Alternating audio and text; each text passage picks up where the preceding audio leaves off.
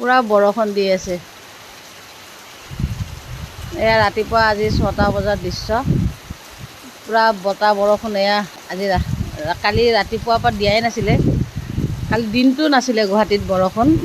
আমি যোনখিনিত থাকোঁ সেইখিনিত নাই, কিন্তু আজি ৰাতিপুৱা 6টা বজাৰ পৰা পুৰা ধাৰাসাৰ বৰষুণ।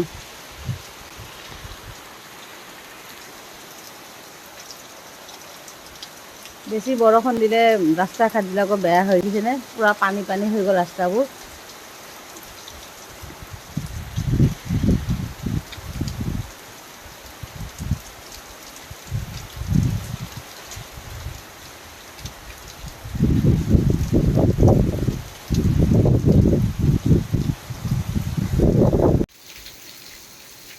এইকেইদিন গৰমত গছ গছনিবিলাক একদম শুকাই গৈছিলে। দিনত দুবাৰকৈ পানী দিয়া স্বত্বেও গছবিলাক একদম শুকাই গৈছিল।